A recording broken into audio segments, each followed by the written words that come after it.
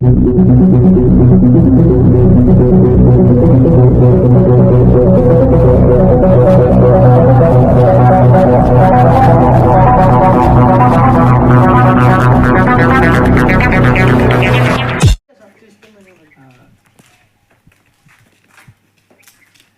Number ఉందా sir?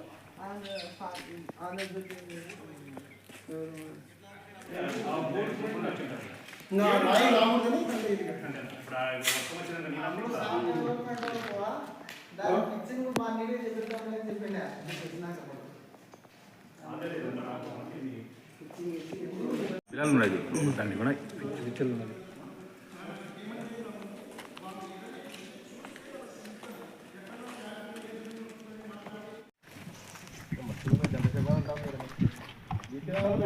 ఎండాకాలం వస్తే బయటికి పోవు.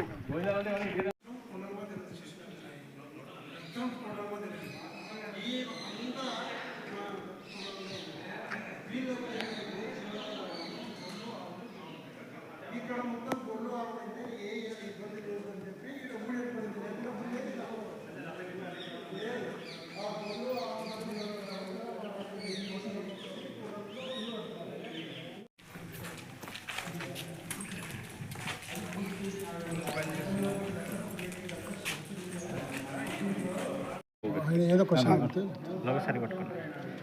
అలా ఆర్థిక మంత్రి మాజీ ఆర్థిక మంత్రి బుగ్గన పురాతనమైన వీటిని రూపుమాపుతున్నాడని విమర్శలు వస్తుంది. దాని గురించి వాస్తవంగా చెప్పాలంటే ఇక్కడ మైనింగ్ లీజులు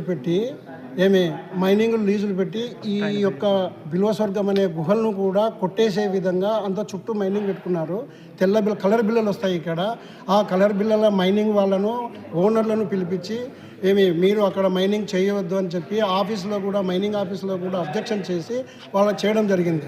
ఆయన రవి కిటట్ గారు ఎవరో ప్రొఫెసర్ అంట. ఆ ప్రొఫెసర్ గారు అంత భూస్థాపితం చేస్తున్నారు అంటున్నారు కదా. 180 సంవత్సరాల చరిత్రలో కనుక్కున్నామన్నారు కదా. 180 సంవత్సరాల నుంచి ఉన్న ప్రొఫెసర్ గారు మరి మీరు ఇన్ని రోజులు ఏం చేస్తూ ఉన్నారు?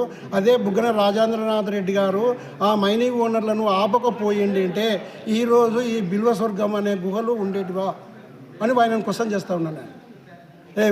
ఆయన వలననే ఈరోజు ఈ బిల్వస్వర్గం అనే గుహలు నిలబడగలిగినాయి. ఇంకొకటి ఏమిటంటే దీన్ని డెవలప్మెంట్ చేయాలి. 1983లో కనుగొన్నారు. మిలిటరీ కమాండర్ కనుక్కున్నారని ఆయన ప్రొఫెసర్ గారు చెప్తున్నారు, పేపర్లో ఇచ్చారు. మళ్ళీ 83 నుంచి 84 పోయింది. ఈరోజు 2024 వచ్చింది. మళ్ళీ ఇన్ని రోజులు 180 సంవత్సరాలు ఏం చేయగలిగినారు మీరు? దీని మీద ఏం ఇది చేయగలిగినారు? ట్రెంచ్లు బూడ్చినారు అన్నారు. ట్రెంచ్లు అంటే ఏమిటి అర్థం ఏంటో మాకు అర్థం కాలేదు. ఆ యొక్క ప్రొఫెసర్ రవి కిటట్ గారు చెప్పాలి. ట్రెంచ్లు అంటే ఇక్కడ ఉన్న స్టెప్ బై స్టెప్ 3 అడుగుల హైట్తో ఒక 3 స్టెప్పులు, అది స్ట్రెంచ్ అంటారు. ఆ స్ట్రెంచ్లు ఎక్కడ బుడ్చినారో ఆయన చూపించాలి. ఊకే నిరాపమైన అభినందనలు వేయడం మంచిది కాదు. ఆయన ప్రొఫెసర్ అయ్యిండు కూడా ఇట్లా చేయడం మంచిది కాదు.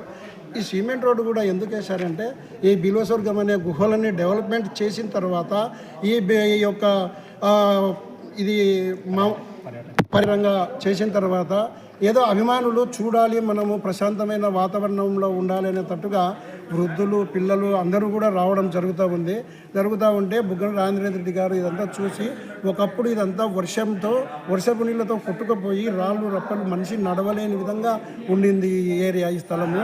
దాన్ని ఆయన చూసి ఒకవేళ ముసలి వాళ్ళు పిల్లలు వస్తే నడిచి ఇదంతా చూడలేరు కదా, ఇదంతా సిమెంట్ రోడ్ వేయండి అని చెప్పడం జరిగింది. ఆ యొక్క సిమెంట్ రోడ్డు వేయగలేకపోతే ముస్లిం వాళ్ళు పిల్లవాళ్ళు ఈ పక్క నడిచి చూడగలుగుతారా అలా? ఇక్కడ ఏమైనా అభివృద్ధి ఇంకా ఏమైనా వాటర్ లాంటి కానీ ఏమైనా లోకల్ ఎమ్మెల్యే ఏమైనా అడగాలనుకుంటారా? దాన్ని కూడా అడిగారు. అయ్యా ఈ పొద్దు గవర్నమెంట్ వచ్చి 6 నెలలు దాటిపోయి 7వ నెలలో ప్రవేశించింది. ఈ పొద్దు గవర్నమెంట్ ఉండేది మన తెలుగుదేశం గవర్నమెంటే కదా. నీళ్ళు ఇవ్వాల్సింది ఎవరు? రాజేంద్రనాథ్ రెడ్డి గారు వాళ్ళ గవర్నమెంట్ పోయింది. ఆయన నీళ్ళు ఎట్టిస్తాడు? ఇప్పుడు వీళ్ళు నీళ్ళు ఇవ్వాలి కదా, నీళ్ళు ఇవ్వాలి. దీని ఇంకా బాగోగులు ఇవన్నీ ఈ గవర్నమెంట్ చూసుకోవాలి. ఈ గవర్నమెంట్ చూసుకోకుండా ఇప్పుడు ఆయన ఉన్నంత వరకు బోర్ వేయించాడు, నీళ్ళు తీపిచ్చాడు. అక్కడ ఇదే ఇది కూడా హోటల్ కూడా కట్టడం జరిగింది. ఇవన్నీ డెవలప్మెంట్ జరిగింది. మీరు నీళ్లు కూడా ఇవ్వలేడు రాజారెడ్డి. రోడ్లన్నీ బ్లాక్ చేసేసాడు. రోడ్లు ఇప్పుడు మీరు అందరు చూశారు కదా, రోడ్లు వచ్చాము, రోడ్లు ఏమన్నా చెడగొట్టినాడా? ఈ కొండలుల్లో ఇంత సుందరంగా రోడ్లు చేయడం మంచిదేనా కాదా? డెవలపా కాదా? అంటే తెలుగుదేశం నాయకులకి ఏమిటంటే కళ్ళు ఉండి చూడలోని కబోదులు, డెవలప్మెంట్ అనేది కనపరాదు. సరే, ఈ కొంతమంది డిప్యూటీ సీఎంలు ఉన్నారు, ఇక్కడ సీఎంలు కూడా ఈ నియోజకవర్గంలో పనిచేసిపోయినారు. ఎవరికైనా కూడా మళ్ళీ 180 సంవత్సరాల నుంచి ఎవరికి కూడా కనిపించలేదా బిలోస్వర్గం అనే గుహలు? ఈరోజు రాజేంద్రనాథ్ రెడ్డి గారు డెవలప్మెంట్ చేసి రోడ్లు వేసి అన్నీ చేపించిన తర్వాత విమర్శించడానికే ఉన్నారా ఇల్లు ఎంతవరకున్నా? అవు మరి ఇన్ని రోజులు మీరు ఎందుకు చేయలేకపోయినారు? మళ్ళీ ఆయన 5 ఏళ్లలో ఇవన్నీ డెవలప్మెంట్ చేశారు. నియోజకవర్గాన్ని ఒక ఆదర్శ నియోజకవర్గంగా చేయగలిగినాడు. మరి ఎవరైనా చేయగలిగినారా? సీఎంలు ఉన్నారు, డిప్యూటీ సీఎంలు కూడా ఉన్నారు కదా ఈ నియోజకవర్గంలో. మరి దాన్ని కూడా ఆలోచించాలి కదా. ఆ ప్రొఫెసరు, ఆ తర్వాత విమర్శించే యొక్క వాళ్ళు కూడా పెద్దలు ఎవరో. మీ పేరు? నా పేరు నాగరాజు.